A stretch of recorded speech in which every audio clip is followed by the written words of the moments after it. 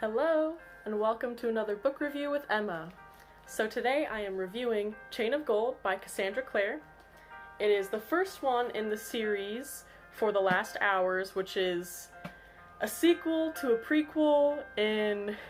oh gosh, it gets kind of complicated, but it's another book in the Shadowhunters universe. So this takes place in Edwardian London. It's all the children of our favorite Infernal Devices characters. So of course, I feel like you guys already know who some of these characters are. Cassie always likes to give us tidbits and artwork and everything like that, so if you follow the Shadowhunters universe, you definitely know. If this is your first book, I would recommend starting with the Infernal Devices, but also the Mortal Instruments would be good too. But this was one of my favorites in the series, and I am a die-hard Cassandra Clare fan. I have all of her books, and I've read them all. I pre-ordered this one, but sadly, it came in about a month after it was due to be shipped because of all this stuff going on, you know? But this is a really good quarantine read. So, if you are not looking for spoilers, please just click off the video, and alright, we're gonna jump right into the review. So, like I said earlier, I'm a die-hard Cassie fan. I love her writing, I love her characters, and I love the world that she has created. So the Shadowhunters universe, you probably already know, they're half angel, half human, and they fight to rid the world from demons and misbehaving downworlders.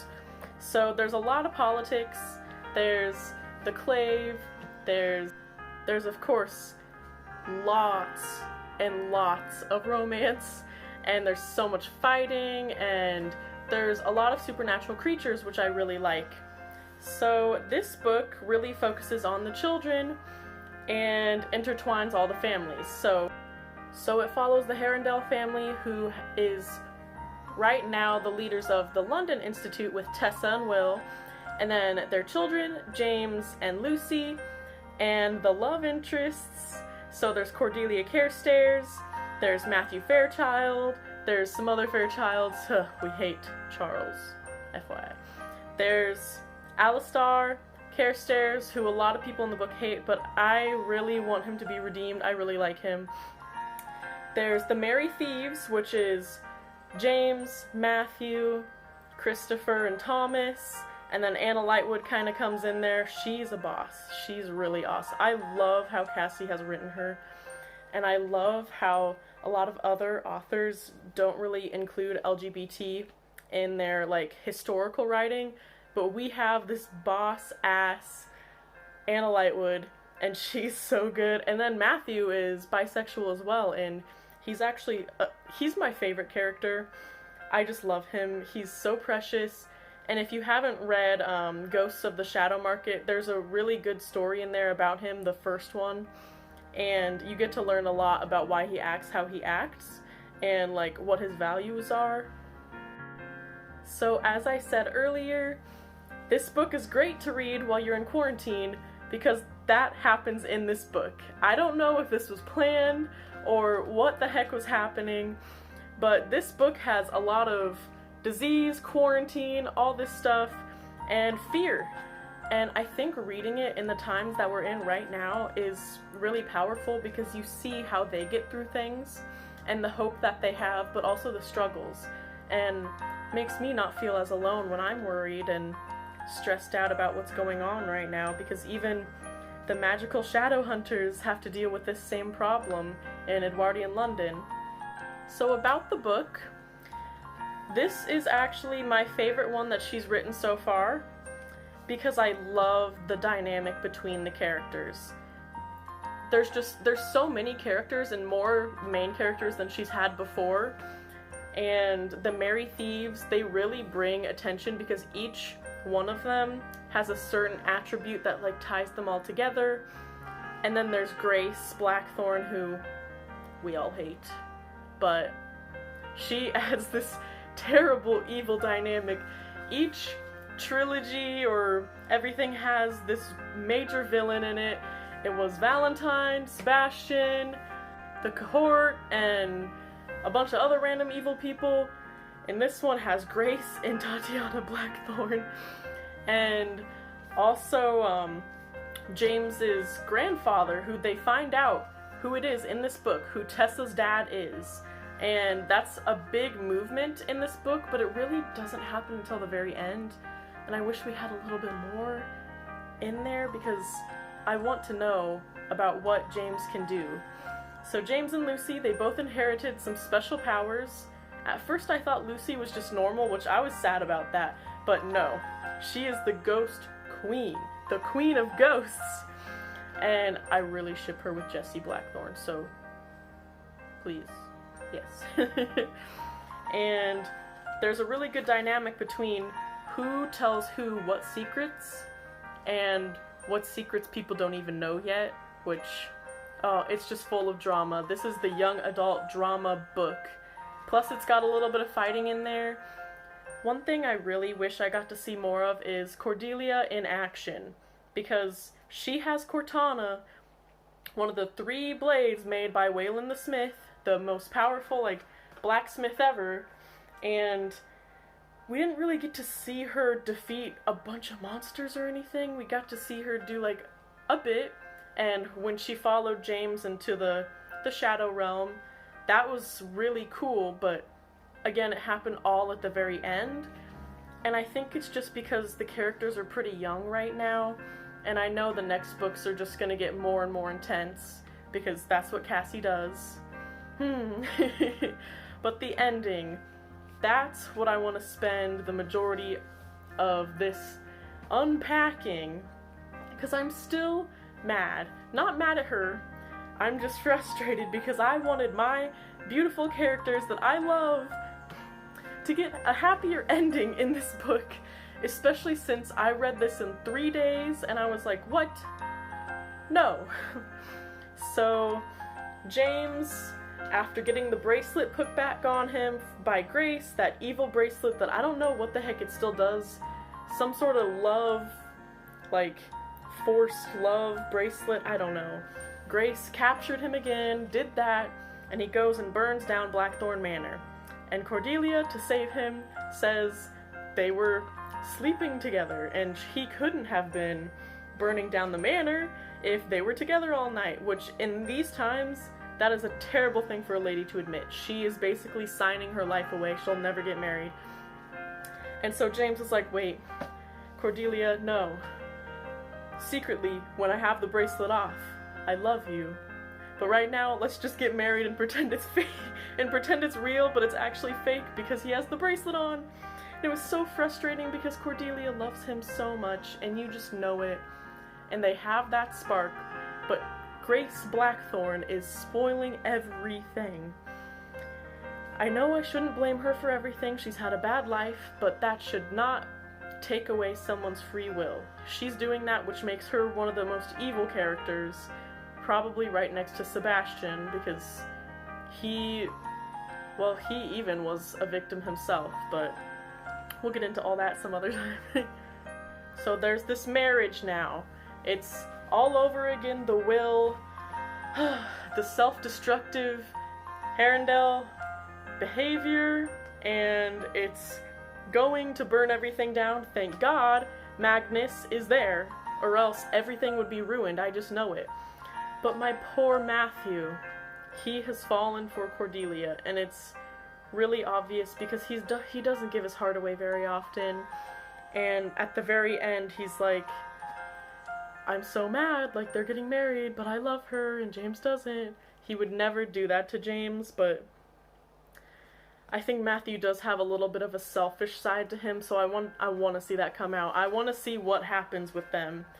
And I just really want Matthew to find peace and happiness after all that happened in Ghosts of the Shadow Market.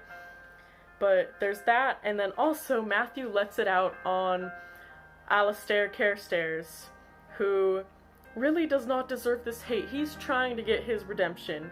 He's trying to talk to Charles. Well, he broke it off with Charles, thank God. Charles is a dick. Charles sucks. Everyone hates Charles. Oh my God. I hope that Clary is not related to him, but I think she is. But I really, like, Matthew just hurts other people to make himself feel better, and I love him to death.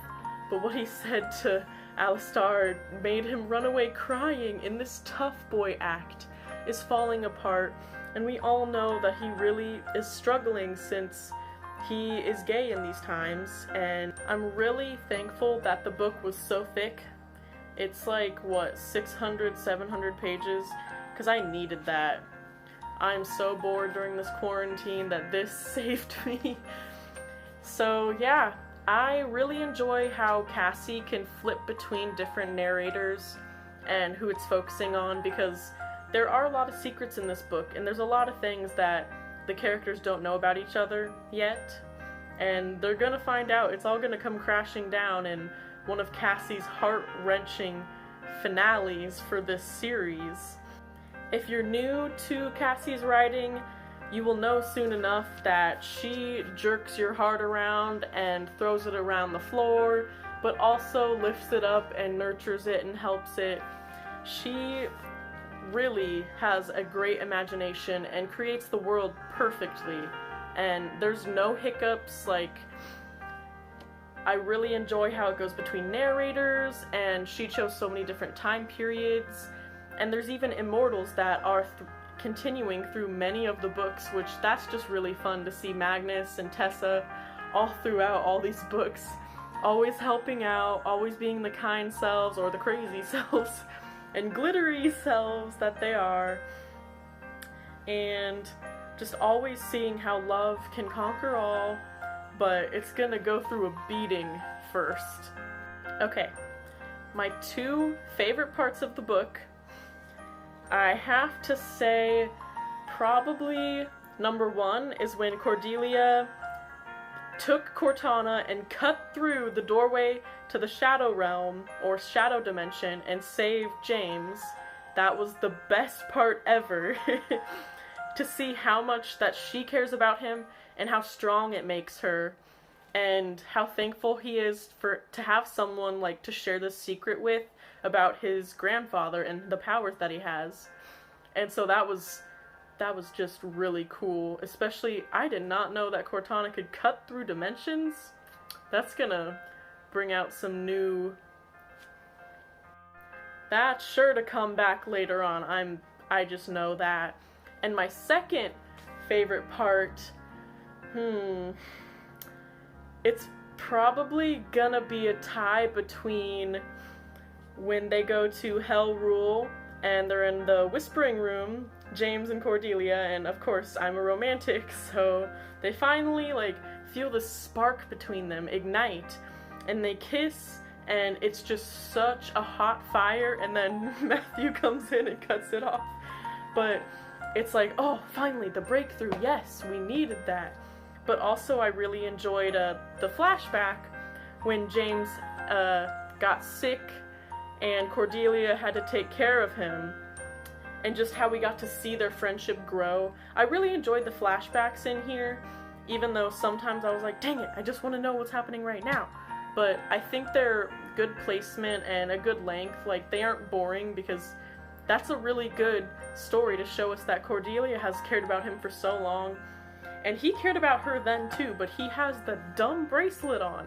Like, can we just get rid of that already? I wanted that to be over with in this book, but it's continuing on to the next one, and I swear to God, if it does not end soon, I'm gonna pull my hair out. Also, props to Cassie, the main girl.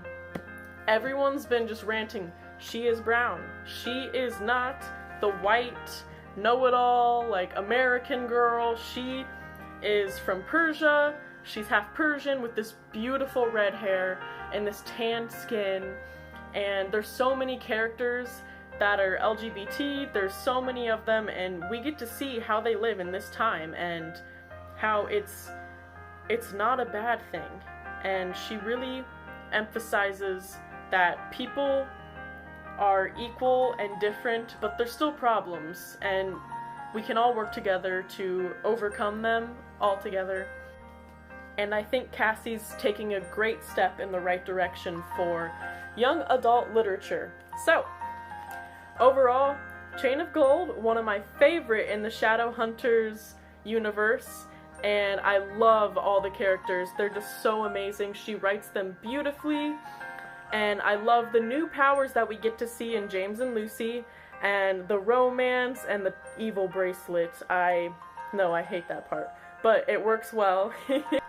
One of my favorite young adult series ever. Actually, I have a tattoo about, like, Shadowhunters, so my favorite young adult series ever.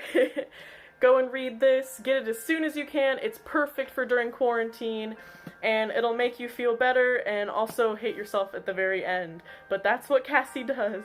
Alright, go ahead and subscribe and like, and tell me what you thought of the book, because I know you guys are out there reading it. It's super popular, and it's great right now. See ya!